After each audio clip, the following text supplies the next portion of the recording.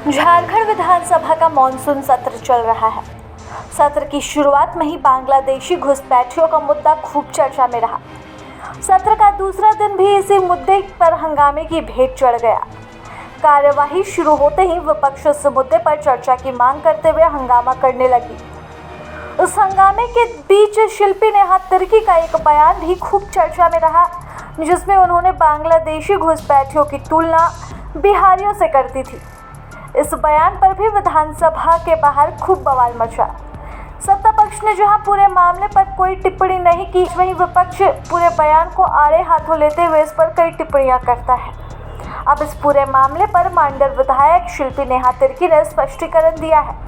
आप भी सुनिए पूरे विवाद पर मांडर विधायक ने क्या कहा है। में जो बयान मैंने दिया है उसको लगातार न्यूज़ मीडिया में तोड़ मरोड़ के परोसा गया और उसमें भी राजनीति करने की कोशिश की गई। मेरा उस 2 मिनट के इंटरव्यू में मैंने कहीं पे भी किसी घुसपैठिया शब्द कभी प्रयोग नहीं किया है और ना ही किसी की तुलना किसी और के साथ किया है। मैं आज भी अपने बयान में अडिग हूँ कि झारखंड में, पूरे झारखंड में डेमोग्राफी चेंज हुआ है और विशेष रूप से हम रांची कैपिटल से, रांची राजधानी से उस चर्चा का, बहस का शुरुआत करना चाहते हैं कि किस तरह से यहाँ पे रांची का पॉपुलेशन क्या हुआ करता था और लगातार बाहर से लोगों का, बाहर राज्य से लोगों का जो आवागमन हुआ है और यहाँ के लोग जो यहाँ, क्योंकि ये 5वीं अनुसूची राज है, CNT SPT कानून है, तब भी यहाँ पे सभी कानून को ताक में रखते हुए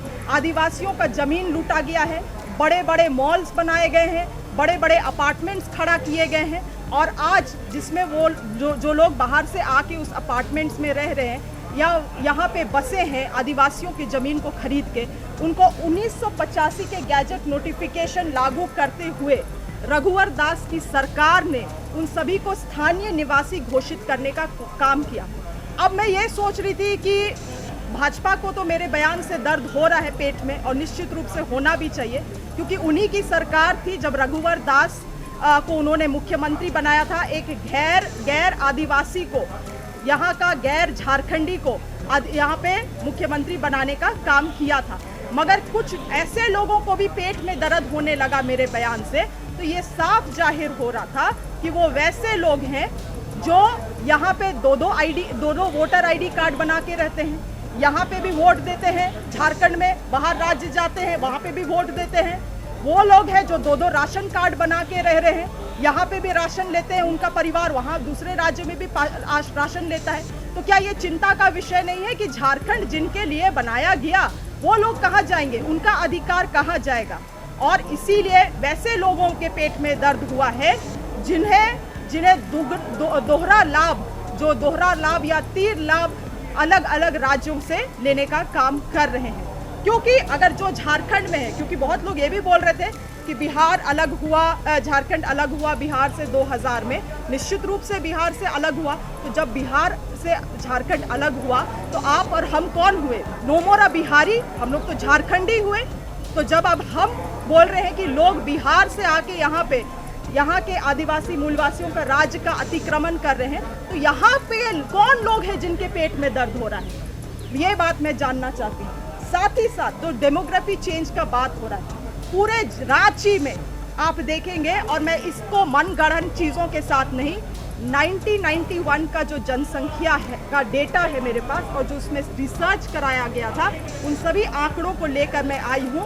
और यहाँ पे साफ आप देखेंगे कि झारखंड के आदिवासी जनसंख्या 1900 में 65% था और 1991 के जनगणना में वो घट के 27% हो गया।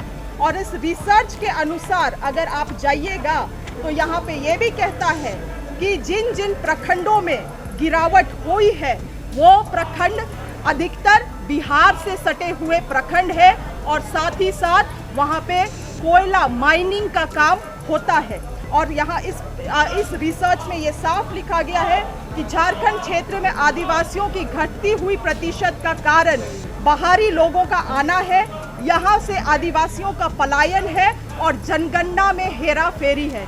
तो ये जनगणना में हेरा फेरी कैसे हुआ? किन लोगों ने षड्यंत्र किया? बहुत सारी चीज़ें हैं, चर्चा विषय बनता है, बहस भी लंबा इसमें हो सकता है। इसीलिए आखिरी बात जो आज मैंने विधानसभा में उठाया मामला कि महिलाओं के, आदिवासी महिलाओं की छवि को ये लोग धूमिल करने का काम कर रहे हैं कि जिस तरह से अगर बांग्लादेशी घुसपैठी झारखंड में आए हैं, आदिवासी महिलाओं से शादी किए हैं, उनके साथ दुर्व्यवहार कर रहे हैं, बच्चा पैदा करके उनको छोड़ दे रहे हैं, फिर से किसी और से शादी कर रहे हैं, तो निश्चित रूप से आप ऐसे मामलों के सामने लाए, हम लोग उस पर कार्रवाई करेंगे। मगर आप पूरे देश भर में क्या आदिवासी महिलाओं का छवि गढ़ने का काम कर रहे हैं? आज देश भर में यही मैसेज जा रहा है कि अरे आदिवासी महिला सो इजी, सो चीप, आपको झारखंड में जमीन चाहिए, आप झारखंड में जाइए, आदिवासी महिलाओं से शादी करिए, उनका जमीन आपको इजीली मिल जाएगा। यही नैरेटिव ये सेट कर रहे हैं। हम सभी आदिवासी महिला इससे आहत है और इस तरह से जनरलाइजेशन ना किया जाए।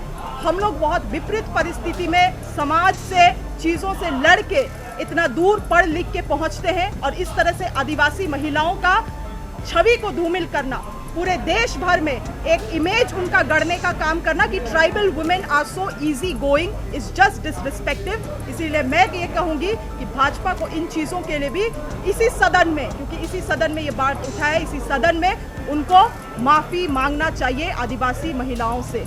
और दूसरी और आखिरी बात यही बोल के ख़त्म करेंगे, इतने लंबे तक इनका सरकार था, इन्होंने क्या किया आदिवासियों के लिए, इन्होंने क्या किया घुसपैठियों को रोकने के लिए, उसका भी डिटेल्स ये उपलब्ध कराएं। धन्यवाद। प्रभातखबर.com, विश्वास वही, रफ्तार नहीं।